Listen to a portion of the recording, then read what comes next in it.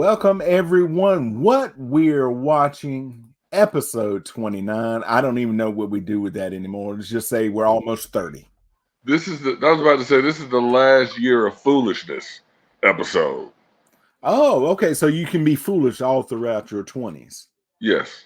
Okay. See, I wish I had known that when I was in my 20s because I was just married for most of my 20s. So you don't know that you could be foolish into your 20s until you're out of your 20s and you're like, dang, I missed out. And then I was married for most of my 30s, although I did get in some foolishness right there in the center of the 30s. A couple of years of foolishness. And then I got it all out of my system and just went on. I get it. Yeah. So I think if we learned anything, folks, in the first 59 seconds of this is getting some foolishness while you're young. While you're young. Because it's harder to bounce back from foolishness when you age up. That's true. Like I'm in my late 40s now. It's hard for me to admit, but it's true. I can go get up to some foolishness now. Oh, yeah. But it's going to hurt more. It's going to cost more. And you can't bounce back from it like you could in your 20s. Bro, I helped somebody move last Saturday. My back still hurt. Listen, that's what I'm saying. When you're going to get to a certain age, right? You're like, listen, people going to start hitting you up. And I like people. I'm not saying I'm not. I'm up for an airport run. And that's not everybody right there. Everybody don't like that. Everybody don't like I'm up for it. But, you know, you get to a point where they're like, hey, can you help me move? I'll bring the pizza and the beer. Well, that ain't gonna help me. I got a hatchback and a back problem. That's what I started to tell people, which is not true. Well, I got half of a back problem. I got to pick up, but it's a short bed, and I can't carry no 3-sectional couch. No. I'm gonna lose a section. They're like, just hold on to it. So now I got a mattress on my roof, and I'm hanging it out the window with the arm, right? And you got them ratchet straps. You know them ratchet straps. I know them ratchet straps. Like, click, click, click. But if they go, oh, my arm's got it. That's a Jerry Seinfeld. That's a Jerry Seinfeld line. No matter what they done tied up there, if they go, I got it. Because I got my arm out. No, I got a hatchback and a back problem. And like, so that needs to be on a shirt that I wear now. Because again, like we say, we're getting older. So folks, enjoy the foolishness while you can bounce back. Eat Taco Bell while you can bounce back. Because this is what I would say to you, right? Say, hey, I am so sorry. I am busy all day that day. But I'll tell you what I'm going to do. I know you all are going to be working hard, all right? I'll come over with the beverages and the wings. And in that case, TJ, you just got to take a hit. Listen, do y'all want all drums? You know I'm a flat man. But I know y'all have been working hard. Because that's when you go to the wing place and like, hey, brother. And they're like, no, man, that works. We'll give you some money for some wings. But if you'll pick them up and bring them over after we're done, appreciate it, dog. Appreciate it. You're like, my brother, drop a few flat just on top. I'll eat them on the elbow. You're railing. You're like 3 blocks from there. You got all the and a fistful of napkins. Oh, a fistful of napkins, bro. You know me. And some and so that they can't tell that I had nary a wing. Nary a wing. You're like, yeah, I got them hot ones. I know y'all wanted them hot ones. They good. I know y'all want. I got y'all some buffalo lemon pepper. Oh, you know there's gonna be somebody who wants that lemon pepper. Oh, it's always somebody that wants a lemon pepper. TJ, you got that lemon pepper? I got you. I got you with that lemon pepper. gotta say it like I'm auditioning for a commercial every time. That lemon pepper. I love it. I love it. And you got the bucket, right? You got 2 buckets. They're bringing out the buckets, right? And the bones are in there. And you said, I'll tell you what happened. I'll tell you exactly what happened. I was at the wing place, and they started to slip some flats in there, and I knocked it out of their hand.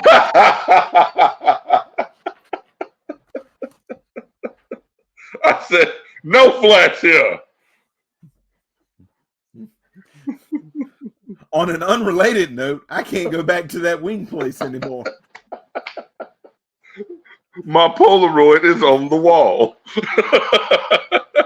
It doesn't matter what shift I go, they will not serve me. And for some reason, I'm doing this. Right?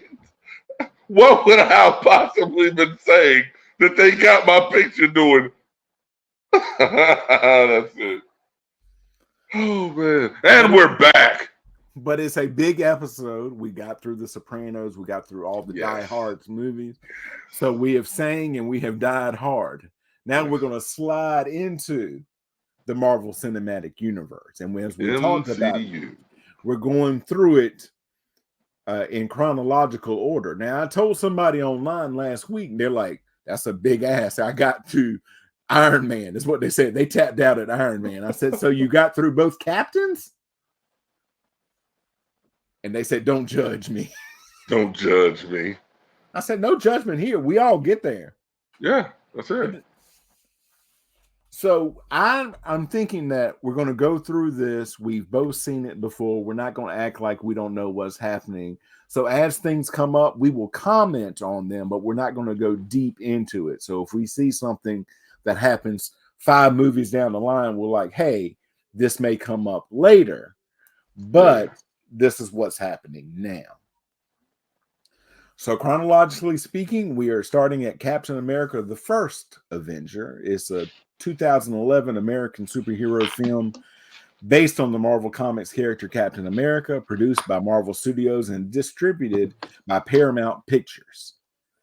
It's the 5th film in the Marvel Cinematic Universe. The film was directed by Joe Johnson, written by Christopher Marcus and Stephen McFeely, and stars Chris Evans as Steve Rogers, Captain America, alongside Tommy Lee Jones, Hugo Weaving, Haley Atwell, Sebastian Stan, Dominic Cooper, Toby Jones, Neil McDonough, Derek Luke, and Stanley Tucci. During World War II, Rogers, a frail man, is transformed into the super soldier Captain America and must stop the Red Skull from using the Tesseract as an energy source for world domination. So, getting into it, first off, I got to give love to Stanley Tucci. I have a blood oath. Anytime his name is mentioned, I have to show respect. So, shouts to the Tooch. But getting into this movie, man, I mean, it's like, at this point, obviously, you said it, this is the 5th installment into the MCU. I was the least excited for this film going in. Oh, okay. So I do not mind saying that going in, having seen what I had seen, and we're going to go over those films in a little bit, I was less than excited. I didn't know what Marvel was creating at the time. Okay. Now, the movie that I was least interested in seeing around this time was Thor. I had never been a Thor guy. And I'm trying to remember if I even saw it in theaters. I think I did, but I waited until it got to the Omni. This I saw on opening weekend. I saw it the Sunday of opening weekend. I did not. I saw it on Divd.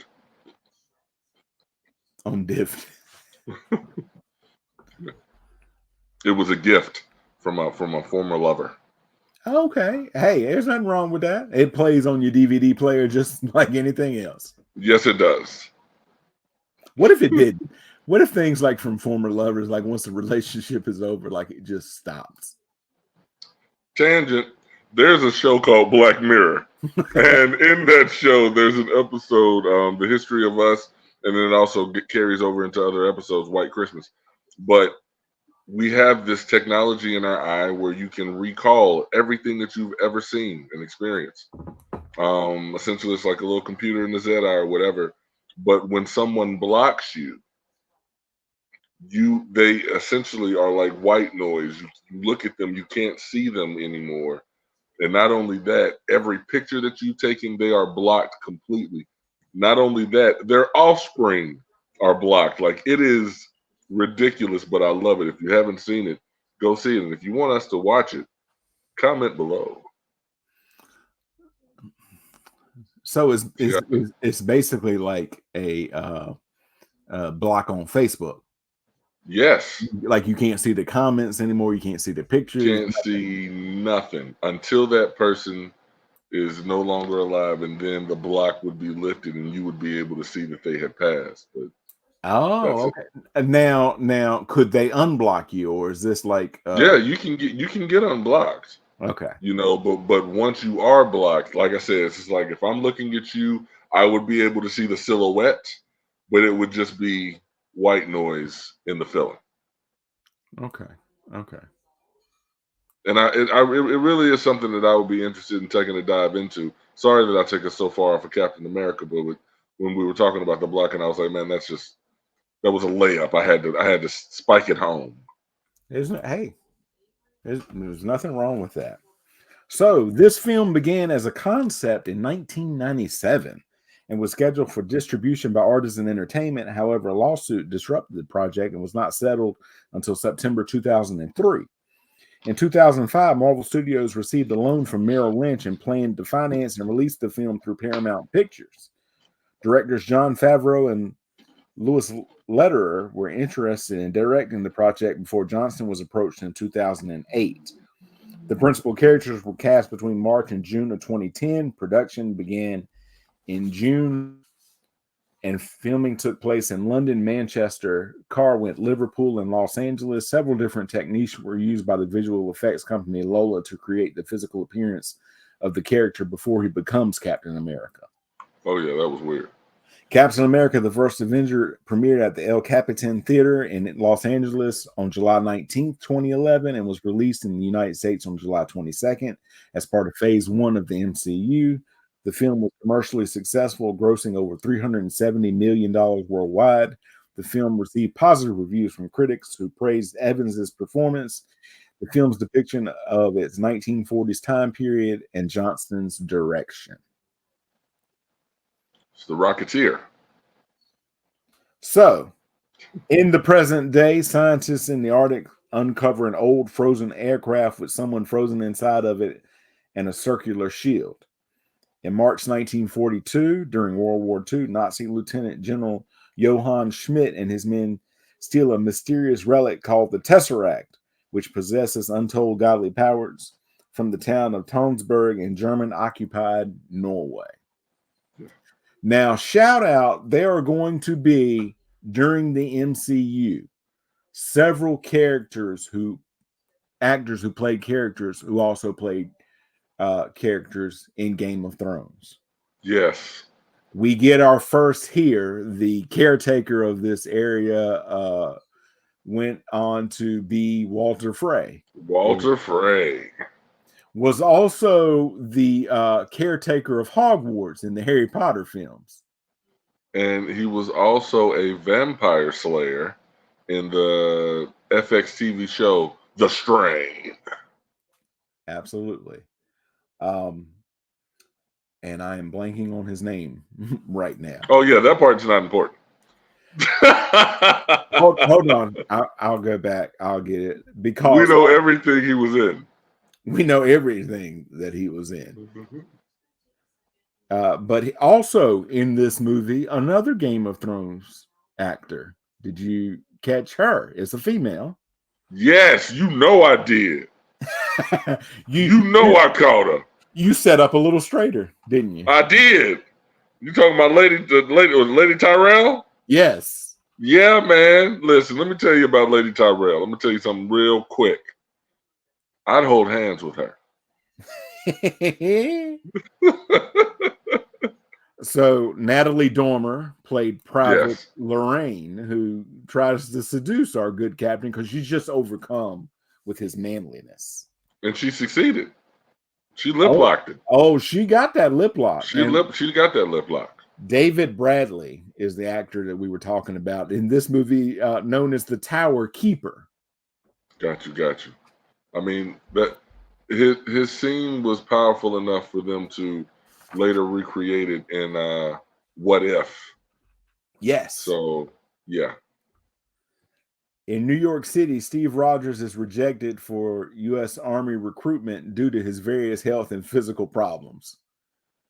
And he's everybody else. Like, if you don't want to go, they're doing like, shoot me in the foot.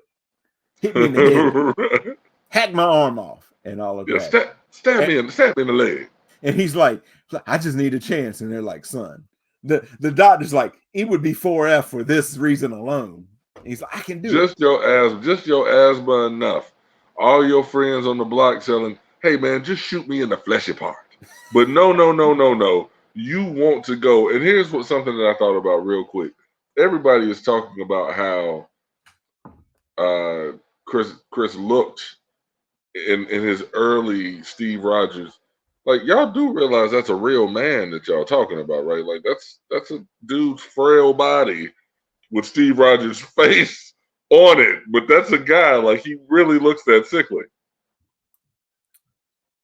While attending a Stark Expo exhibition by engineer Howard Stark with his best friend, Sergeant James Bucky Barnes, Rogers attempts to enlist again. Overhearing Rogers' conversation with Barnes about representing his country in the war, Dr. Abraham Erskine allows Rogers to enlist. You want to go and kill the Nazis? I don't want to kill anybody. I don't want to kill anybody. I just hate bullies. I just hate bullies. Isn't that like the greatest line ever? Listen, a little advice, folks. This is Joey speaking to the heart of our listenership here. All right.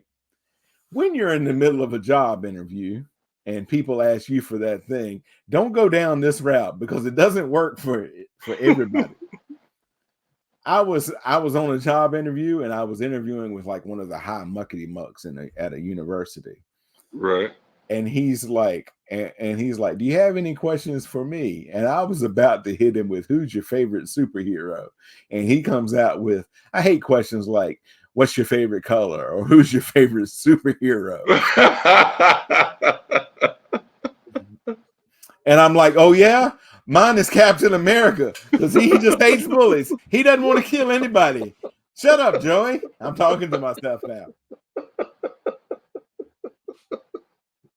Needless to say, spoiler alert, did not get that job. Did not get that job.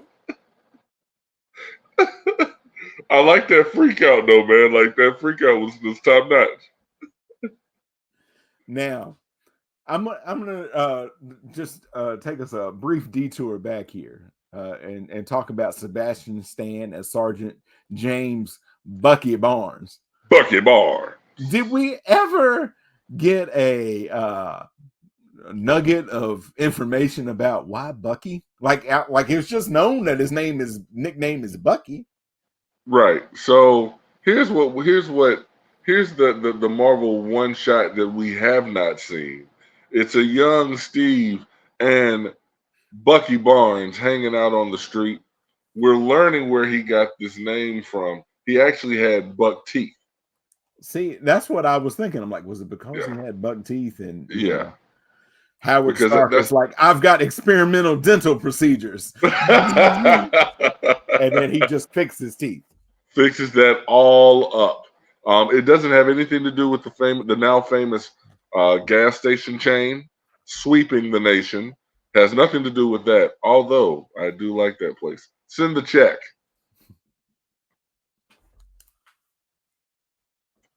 He is recruited into the Strategic Scientific Reserve as part of a super soldier experiment under Erskine, Colonel Chester Phillips, and British MI6 agent Peggy Carter. And I wish I could talk, but apparently I can't.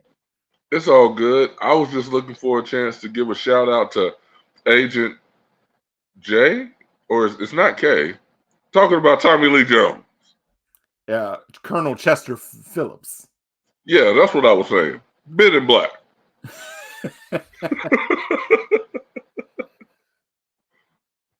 I wanted a platoon.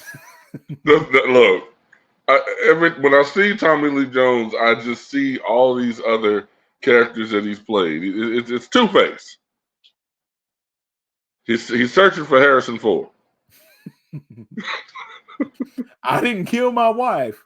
I don't care. I don't care. You know that was ad-libbed by him because Are you serious? he's supposed to say, okay, you didn't kill your wife. We can talk about that. And then he turns and jumps and he goes, I don't care. I don't care. Which is so much better than, okay, we can talk about that. It really is. It really is. Okay. All right. We're focused. The First Avenger. Phillips is unconvinced by Erskine's claims that Rogers is the right person for the procedure, but relents after seeing Rogers jump on a grenade to save his comrades, unaware that it's a test. Back away, back away. And the guy that he wants for the thing, he's like, live grenade. He's halfway back to his home. On the other side of the truck, like looking at Peggy to see what Peggy doing. Oh man, Steve, perfect fetal position, covered that thing right up. Get like away! Get away! And then he's like over it, like, go on, get out of here. Then I'm done. That's what I'm saying. Like, once it didn't go off, I'm pretty sure I should be dead now. Was this another test? Nice. But the thing that got me, bro, like he's showing that he's using his noodle because everybody's yelling at him. We get a montage of all the other soldiers being jerks to Steve. They're already 2 times his size. They still just want to make it seem like you don't belong here. Some old school hazing. They're in the mud. Above them is barbed wire, and they're like, look, get a little bit ahead of them. Just knock everything down around. Knock everything down. And then let's watch the drill sergeant yell at Steve because of it. Man, nah, but so no one has been able to get that flag in 50 years. In your like, face. Clink. Peggy sitting there looking like a snack. He's like, I'll see y'all back at the base. Right. You get to ride with Agent Carter, and they're starting to take off, and my man's like, not just yet. One flag. Yoink. This is one of them situations where if I see loose change, thank you kindly. So he took that flag and passed it off and smiled at her when he got in the back seat of that Jeep. Good way to go, Steve. Mm-hmm. And then later on, and I'm going just a little bit ahead. He's like, I got beat up in that alley. You're never gonna guess what happened in this alley up here. Which comes in handy later as he's running after that guy, because he's like, oh, I can cut him off down the 3rd alley that I was beat up in last week. He knows his alleys, but the thing that we would never guess that he was doing in that one alley, he's a smuggler. Because at what point in time do we see what Steve Rogers does for a living? We just know that he tries to get himself enlisted. That's all we know that he does. So I'm like, you know what? He's a muler. Just out there muling. Actually, it's been long enough now. I think the statute of limitations is up. Do you know what actually he did? He was a model. You ever seen a box of Cracker Jacks? He was that sailor boy. He's supposed to be a little boy like 11, 12. That was the week before he was Captain America. He just looks so sick. And look. Spoiler alert. It's going to break your heart. That dog is dead now. Wasn't there a little dog with the little boy in the Cracker Jack box? It was a Mandela effect. He should have been. No. That dog was extremely excited. It was a what's the Ren 1010 kind of dog? Yeah. Oh, Ren 1010. He dead too. Spoiler alert, folks. If it's not a dog, any dog that day is dead. I don't know how else to tell you. It's sad when they go like that. It is so sad. When they go, to heaven. Oh no, don't start. That'll make me think of all dogs go to heaven. And don't do it. Don't do it. Through this. Don't do it. All right. The night before the treatment, Erskine reveals to Rogers that Schmidt stole his prototype formula and used it on himself, making him superhuman, but suffered permanent side effects. So we drink. Wait, you've got testimony. You can't drink. So we'll save it till after it. I don't have a testimony. I don't have a procedure. Why would I wait? Like, that was the most honest thing. Like that's my man. I can drink. No, Erskine was that guy, and I'm so glad that we still get references to Erskine in the MCU now. Like, he's a game changer. Oh, absolutely, absolutely. Schmidt and Dr. Armin Zola harness the energies of the Tesseract, intending to use the power to fuel Zola's inventions and mount an offensive that will change the world. Schmidt discovers Erskine's location and sends an assassin, Heinz Kruger, disguised as State Department Representative Fred Clemson, to kill him. Heinz Kruger, distant relative of Hans Gruber. There was a little name change there. Oh yeah, but they wouldn't let him in the country otherwise. Yeah, Hans equally dangerous. Hans knew what he was doing. Big facts. And I will also say this: we might have talked about this before. Have you ever seen Barry? No, so we have talked about this. I am familiar with it, but I haven't actually watched it. There's that. I haven't either, but I've seen that scene a lot of times where he's behind bars and all these people come after him. That guy's here to kill me. Oh no! He came with his group. I thought he came with you. Yes. Barry's like, oh shit. That's how it was. They're like, that's Fred Clemson. How do you know Fred? I thought Fred came with you. No, I thought Fred was here with you. I came with Slippery Pete. Yeah. And I like that woman. And I call her like the shopkeeper. She's like, oh yeah, it's good. What was he like? Was a thug. It's good weather today, but I always carry an umbrella. And look, she heard. Now here's the thing that got me weak. Now I call her a thug because she was ready to go down for the cause. Oh, dude, she pulled out that gun. She pulled out that Tommy gun. She was ready to go. But the thing that got me weak is the fact that she should have been ready. How did she not hear that explosion beforehand? Like I would have been ready with the Tommy for anybody the first person that came out was going to catch some hot lead. See, I bet it was the same people who did that. The conversation we were having before we went on about the townhouses. Yeah. You know they can't have no thin walls because her neighbor like runs the other antique store or like the pet shop. You can't have just explosions going off and them cats and dogs just barking. Cats and dogs going crazy. Even 1940s cats would go crazy when they heard an explosion. And the China shop, you gonna tell me that China didn't shake just a little bit? It don't need a bull in there. One teacup on a saucer just went like, you know, yeah, that was it. That was it. I get it. And see, like on a regular day, because you know they were doing experiments down there. They've been doing it for weeks and months. They had to bring that equipment in. She would she would like lean out the shop window like, was that an earthquake? I didn't think we had earthquakes here. What is an earthquake? Was that the subway? Them taxis are getting out of bounds. I tell you what. Right. Too much horsepower. Things have gone downhill ever since they got rid of the horse and buggy. She's laying down tracks. You understand? Oh, absolutely understand it. Those horse and buggies were really the cat's pajamas. Erskine subjects Rogers to the super soldier's treatment, injecting him with special serum and dosing him with Vita Rays. And it has Vita Rays in quotation marks. Vita Rays. It's trademarked. Right. After Rogers emerges from the experiment taller and more muscular. Now, I've got to say this. Peggy's my girl. But homegirl almost straight up sexually harasses him. She's like, oh, you know what I'm talking about?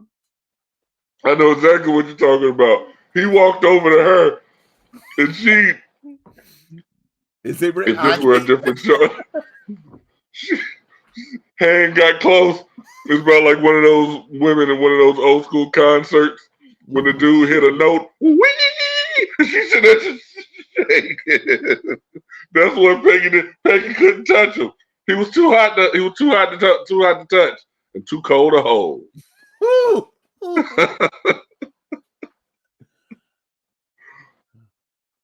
Kruger kills Erskine and flees with a vial of the serum.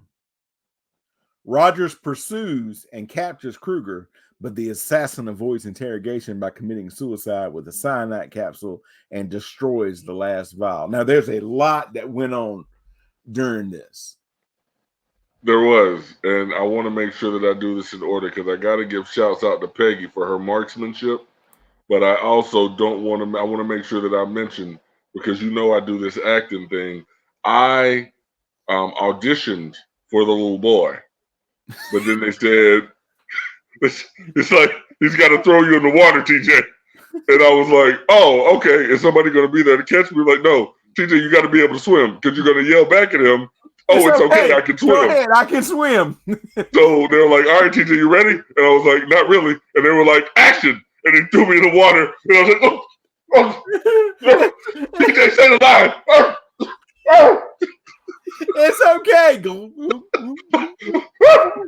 I can't swim.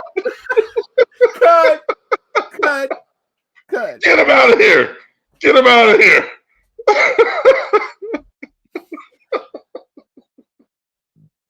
Oh, God. I tried, though. I tried.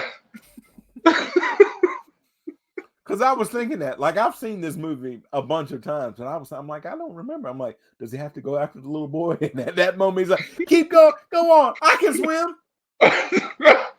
And he swims off no problem. He's so happy. He really is. I was about to jump in anyway. I was hoping to get thrown in the water today.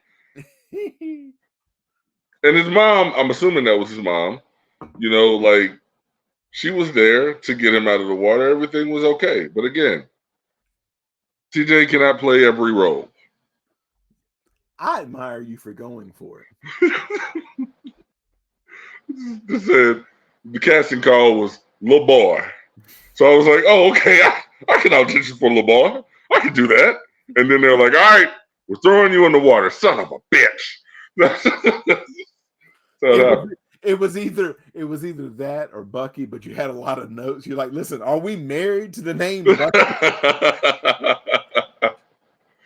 Then they were like, yeah, we can change it to Taupe. Nope, it's okay. It's okay. Bucky's fine. Bucky's fine. Sebastian, you'll do a good job. You'll do a really good job, buddy. Is little boy still available? No, TJ, we've cast him. We're just gonna have to move on from you in this picture. We wish you nothing but the best. I understand. And then they sent me on to my next project, The Age of Ultron.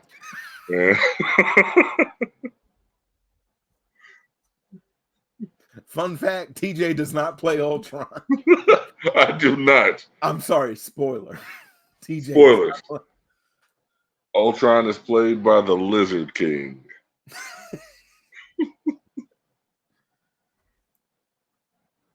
With Erskine dead and his super soldier formula lost, U.S. Senator Brandt has Rogers tour the nation in a colorful costume as Captain America to promote war bonds while scientists study his blood and attempt to reverse engineer the formula.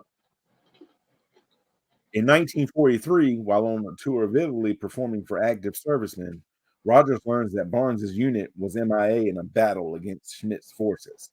Refusing to believe that Barnes is dead, Rogers has Carter and Stark flying behind enemy lines to mount a solo rescue attempt, while also learning what fondue was. So, do you fondue? That's, again, another great T-shirt idea if no one has thought about this. So, do you fondue? Sticks going into the hot cheese. It's delicious. And later on, he tells him, it's bread. It's bread. You dip it. Bread. You just dip it. You're like, oh, that's it? Damn. So do you fondue? So you do fondue?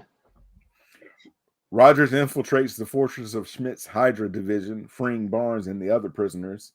Rogers confronts Schmidt, who removes a mask to reveal a red skull-like visage that earned him the sobriquet, the Red Skull. Was that a rat tail that he pulled off? Because he pulls the mask and what I thought was the toupee off, but then he goes back and yanks something else off, and it seemed like it was a rat tail. Maybe. I always thought it was short though. But maybe that's like, you know how sometimes you got to attach the mask and all that, and so you can bring the collar up so people aren't seeing that it's a mask. Got you. God, I know he pulls it off, and then he goes back for something else. So I was like, oh, he had a rat tail, and we didn't know. That's true now. I just made it. That's canon now. I was about to say Mandela effect. You will start remembering him with a rat tail from now on. You're welcome, America. And listen, I'm don't think I'm slight spoiler alert. We're not done with the Red Skull. Okay. No, we're not. He'll come back. No, he's coming back. And he knows all your business. Oh, 100% of your business. All your business. Like he know who your daddy is. And listen, even if you don't. He'll be up front with you. He will. Well, we require something, but that is far ahead. But just keep it in the back of your head. Just simmer on it. Simmer for a while. Yeah. Mm-hmm. Rogers returns to the base with the freed soldiers. Rogers recruits Barnes, Dum Dum Dugan, Gabe Jones, Jim Morita, James Montgomery Fallsworth, and Jacques Danier to attack other known Hydra bases. Stark outfits Rogers with advanced equipment, most notably a circular shield made of vibranium, a rare, nearly indestructible metal.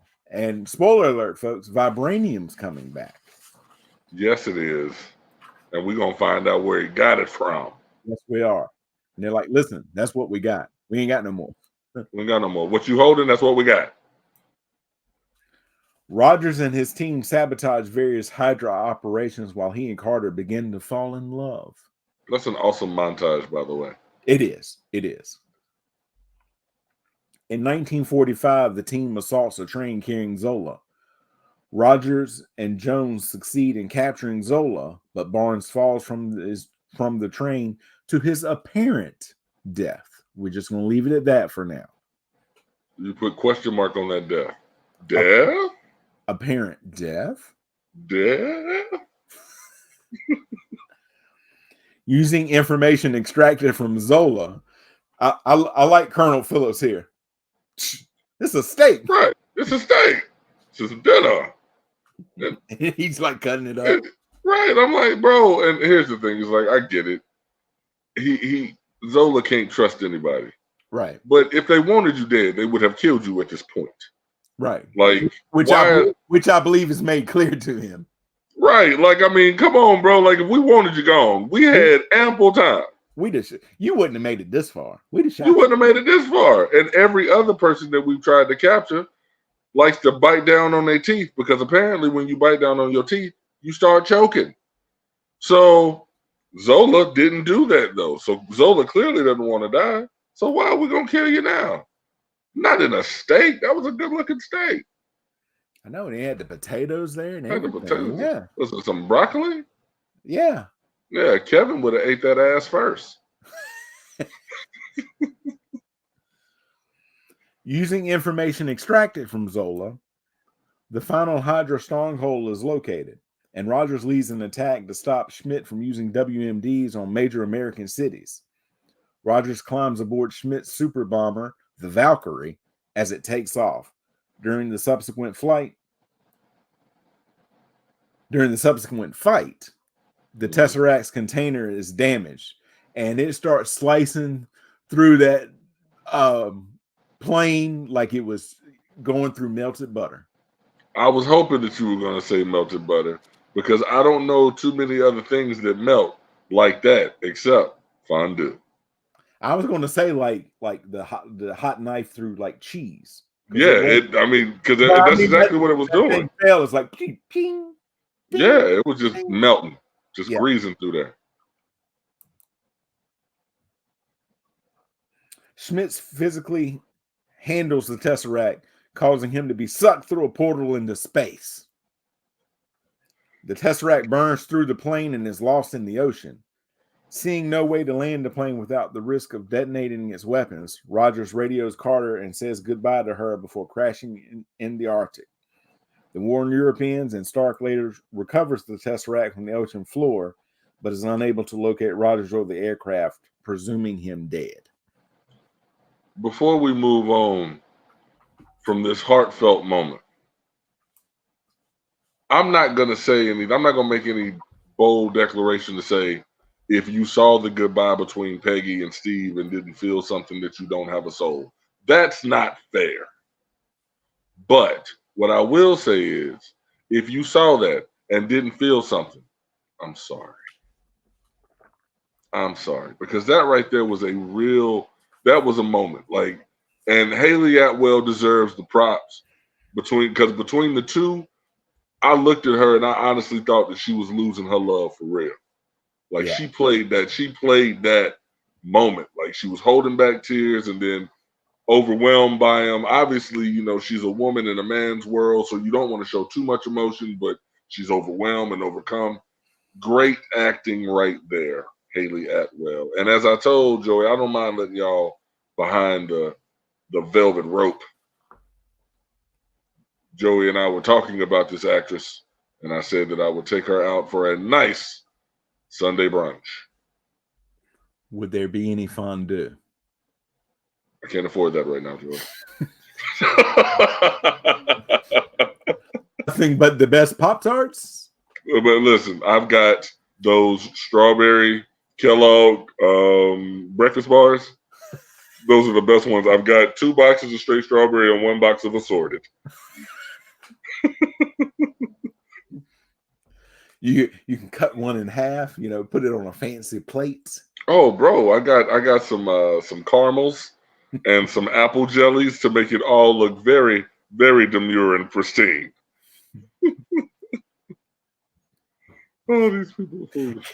Can I interest you in sharing an Arnold Palmer? Oh, you knew that was going to be on tap. You knew if I didn't have anything to drink, I was going to have some Arnold Palmer for her. I might even try and experiment with an Arnold Palmer mimosa. Yeah.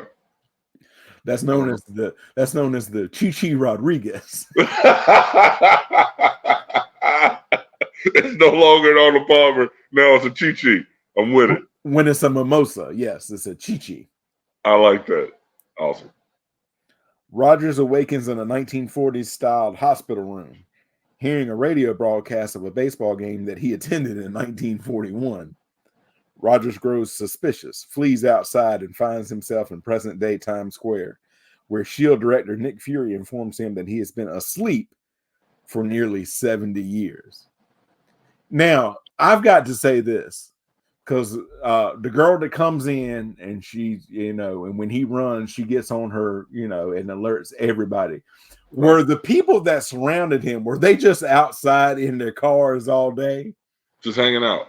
Just watching Times Square, watching the little billboard there? Right. Like you go to work that day hoping that you get the Captain Rogers assignment because you know that it's just you sitting in the car waiting on the possibility that he might freak out. So there were 45, 50 days where you just went to work and did nothing at all. You were working the Times crossword? That's it. I need an 8-letter word for a banana.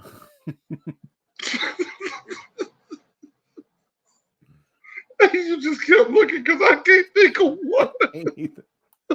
I was going to say I need an 8-letter word for fruit, but I just said a banana. Let's go with it. I'm sure that's it. No, absolutely, man. But no, so I mean, it had to be the most awesome detail, and now you got to pull your gun out on Captain Rogers, which, if I can say so, spoilers, this won't be the last time we got a gun on Captain Rogers.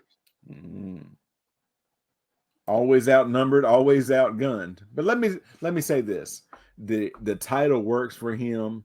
But considering everything that Steve Rogers did for America, shouldn't he be like General America by now? Why is he still a captain? Admiral America. Yes. That's a thumbs up there. I didn't do that.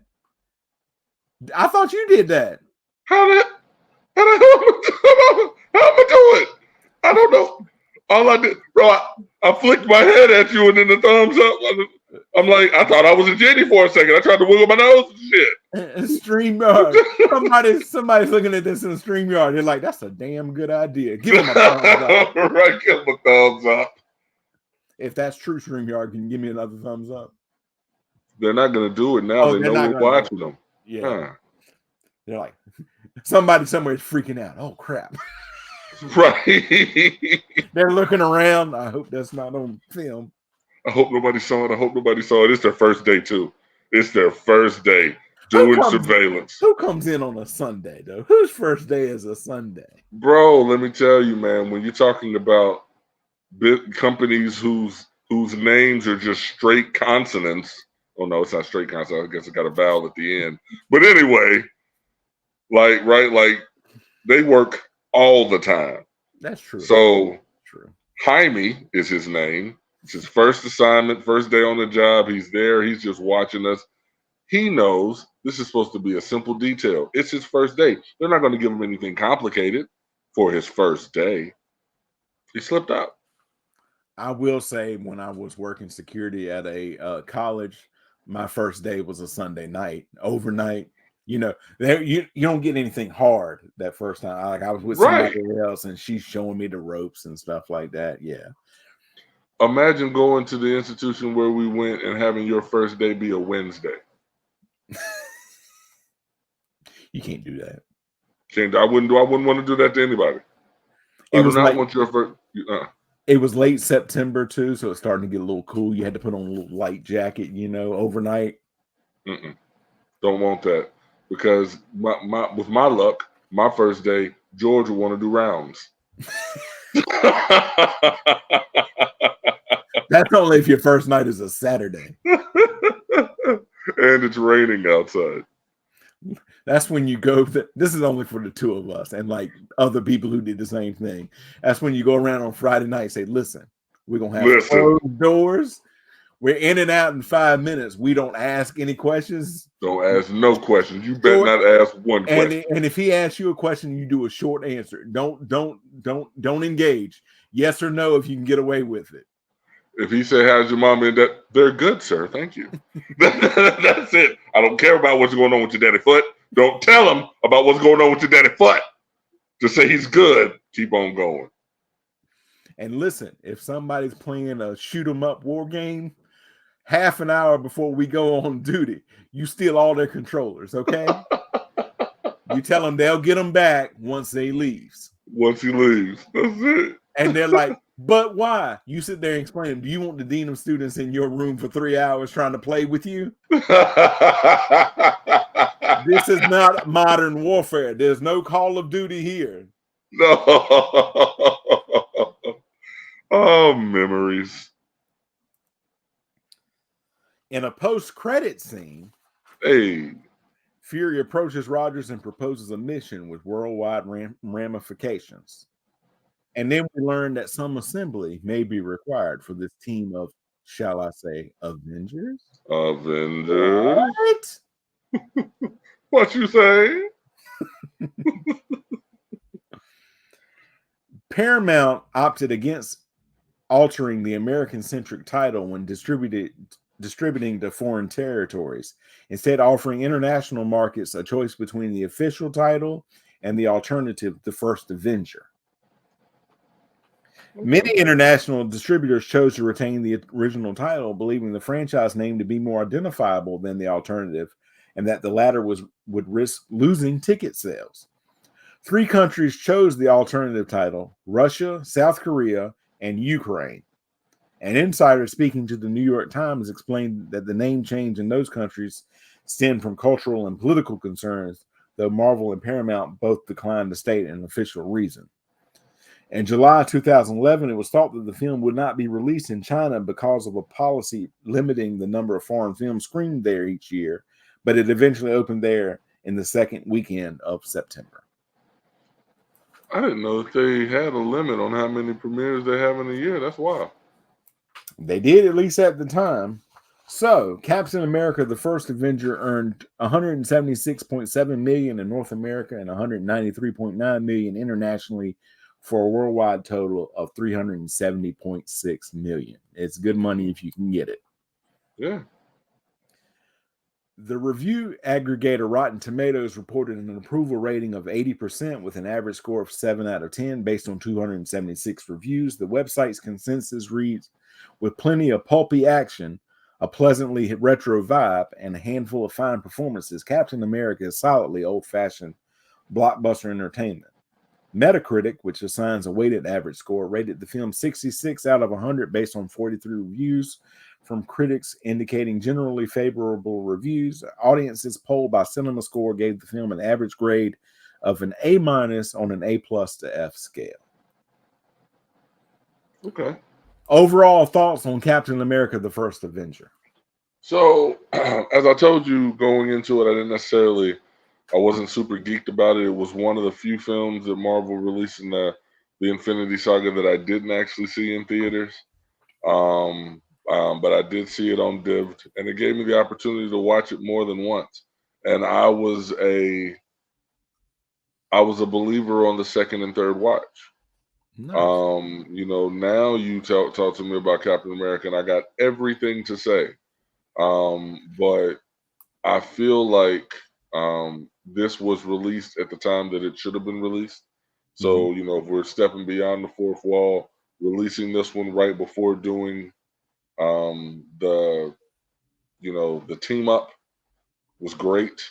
I don't know that you could have started the franchise on this one and had the same success long term. But I thought that it was a good picture. I like the acting. I like the casting. And like I said, it's the Rocketeer, but for Marvel. I mean, if you look at, you got your action, you got your Nazis, and it's actually the same director. I think the same director did the Rocketeer, so it's just a hipper spin. I liked it. Nice. So, Marvel for a long time was doing these series of what they call one-shots, different things tangentially based on the movies that they would add to DVDs of other films. And they did this with a 2013 American direct-to-video short film featuring the Marvel Comics character Peggy Carter, and it's called Agent Carter. Produced by Marvel Studios and distributed by Walt Disney Studios Home Entertainment. It is the fourth Marvel one-shot short film set in the Marvel Cinematic Universe, sharing continuity with the films of the franchise and taking place after Captain America: The First Avenger. This film is directed by Louis D'Esposito from a screenplay by Eric Pearson and stars Haley Atwell as Peggy Carter along with Bradley Whitford and Dominic Cooper. In Agent Carter, Peggy Carter sets out on a solo mission to acquire the mysterious Zodiac while facing sexism post-World War II at the SSR, a precursor to S.H.I.E.L.D. Mm-hmm. Strategic Scientific Reserve? Reserve sounds good. A Marvel one-shot featuring Peggy Carter was in the works for some time before Atwell signed on to star in it, reprising her role from the Captain America films. D'Esposito, co-president of Marvel Studios and executive producer on the feature films, aimed to replicate the period setting of Captain America: The First Avenger, while also giving the short a more modern superhero feel. The film was a more ambitious production than previous one-shots, with more action scenes and visual effects required than previously. Several other characters from Marvel Cinematic Universe's films also appear, including Cooper reprising his role of Howard Stark. The short was released on the home media release of Iron Man 3 in September 2013 and was received positively by critics and the audience from an earlier screening at San Diego Comic-Con.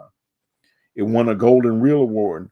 This response led to ABC ordering a television series expansion of the short, Agent Carter, which aired from January 2015 to March 2016 over 2 seasons. Nice. 1 year after the events of Captain America: The First Avenger, Agent Peggy Carter is now a member of the Strategic Scientific Reserve, SSR. She faces sexism from her boss, Agent John Flynn, who treats her condescendingly and keeps her compiling data and code breaking while assigning field cases to the male agents. The SSR's main concern is the mysterious Zodiac, which they have been unable to recover for some time. One night alone in the office while the men are out together, Carter answers the case line to hear the location of the Zodiac. Though 3 to 5 agents are recommended, Carter decides to go to the location herself. Fighting off multiple guards, Carter is able to retrieve the Zodiac, a mysterious serum herself. The next day, Flynn reprimands her for not going through the proper procedures to complete the mission and dismisses the indignant Carter to just an old flame of Captain America's who was given her current job out of pity for her bereavement. He broke her down. Like it was out of place. Right. But he broke her all the way down. Did not care about her feelings in anything that he said, which made him eating crow so much better. However, before he can officially punish her, the case line rings again, this time with Howard Stark on the other end, who informs Flynn that Carter will co-head the newly created SHIELD. In a mid-credit scene, Dum Dum Dugan is seen poolside with Stark, marveling at two women wearing the newly created bikinis. Wahoo! Rosie Fletcher of Total Film noted that the short was well received by the audience at Comic-Con and praised Atwell's performance. She said the short looks great and packs some euphoric action moments.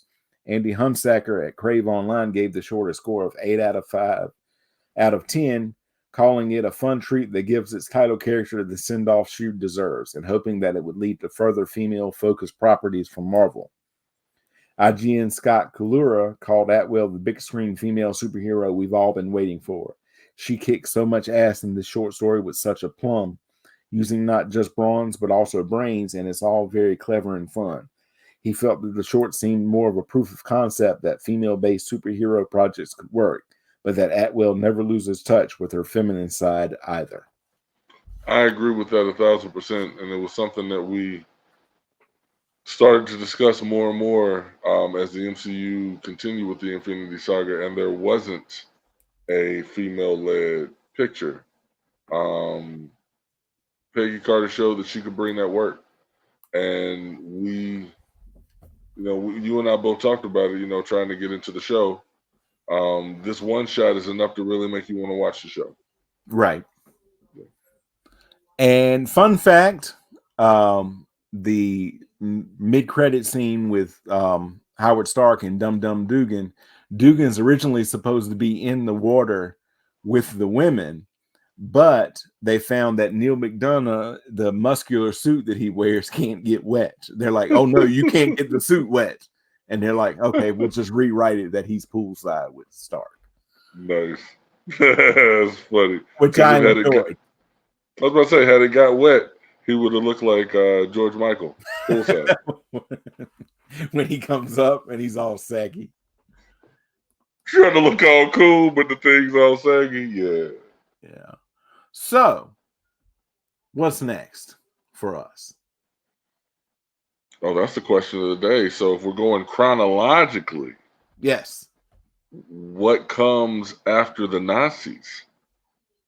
The 1980s? The 90s. Oh, the 90s, yeah. Which, I have to call some low-key shenanigans. Ooh, shenanigans has been called. It's a low-key shenanigan. Because going chronologically, technically, I feel like we should cover the beginning, which would have Arishem and the Eternals. But the majority of that movie is chronologically later than what we're covering right now. So it's going to be hilarious when we get to that point. Right. Yeah. And it's extremely hard. And I talked about it, like, if we were going truly chronologically, we'd have to come back to the post-credit scene or the very end scene and then line up with that. And I don't have time for that. So like I said, we would discuss it as it comes up, but not like, the next movie that we're covering actually, folks, is Captain Marvel. And if you've seen the post-credit scene for Captain Marvel, we'll discuss that as we talk about the movie, but we're not going to talk about the reasons why. Right. Because when you're world building, sometimes you have to go back to go forward. And that's what, essentially what we're seeing, because with Captain Marvel, they could have done, my bad. I'm not even about to get on my soapbox. We're going chronologically. Next episode is Captain Marvel. I hope you're ready, because I know I am. We are also taking a detour to Colorado to discuss some Greendale Community College as we discuss the first few episodes of Community. So, folks, if you want to start that, we will also be watching the first season of that as well. But TJ, in the meantime and in the in-between time, go ahead and plug any and everything you've got, my friend. I'm as high as hell and I'm about to get shot. I'm as high as hell and I'm about to get shot. Yo, looking forward to doing Community, man. Look, if you want to hear more of me, right now is the time to go over to the Joey Harris Show, because as of today, I'm on the most recent episode, man. Y'all know I don't get on there often. So whenever I do, I got to blast it. So go and listen to my main man, Joey Harris, do the best secondhand description of the Shawshank Redemption. I poorly described the Shawshank Redemption. Yes. In about a little over 2 minutes. It was amazing. But yeah, that's where you're going to hear me next, man. As always, Joey, man, thanks for having me. Click that subscribe button down low. Tell your grandma to click that subscribe button. Your friend, Tabitha, at church, I know you don't like her that much, but she would appreciate us. I know you got a babysitter, Karen. Go ahead and share us with her.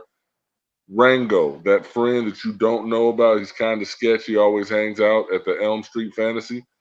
Share us with him as well. He'll appreciate it also, because we fart for money. If your grandmother calls you over to help her with her computer, set her up with an account and have her subscribe as well, and don't tell her. Don't, because she's gonna love it. Or tell her and sit her down and just she'll have 29 episodes to catch up on.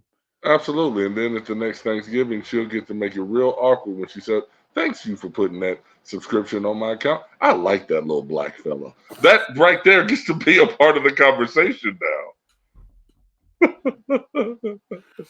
And then she'll want you to like bring up the Sopranos on her TV, because she also wants to start watching it. But she's got one of them Zeniths from 1987, you know. With the butt. And it's like it's shiny. She cleans it. It ain't dirty. Right. But you don't even know if you got the right inputs and outputs. And so grandma's going to have to hit up them Black Friday sales. Make it easy for her. Big time facts. Because get her one of them Roku. Get her a Roku. Hooking that Roku up to that old school Zenith is an amazing feat when it actually works. You don't think it's going to work, but it actually does work. And good then times, what are we going to get her? A Max subscription? I think that's the best way to go. Now, you know me. I'm always to be the one to say you can't go wrong with Disney Plus. Send the check. Right. But she'll get that when she gets on to the MCU. She's got to she'll add that on. Oh yeah, so she's starting with the Max, that way she can get through all the Sopranos. And I think Paramount Plus has the diehards right now. Okay, but I think it'll take Granny a little while to get through the Sopranos. And if she's not as long as it took us. No, not as long as it took not as long as it took us. But she'll be like my grandparents, and like that Tony Soprano's a lovely boy. They just wish he weren't cussed too much. Right. I hate what he did to Big Pussy. Right. I hate what he did to Big Pussy getting whacked, and that just, the killing they're okay with. The curse words, not so much. Not so much. Like Tony can step on anybody's face and break their jaw, any of that. He can snuff out Chris, but how dare he curse so much? I just want more of the gabagool. What you got? That's all we got to say. What are you talking about?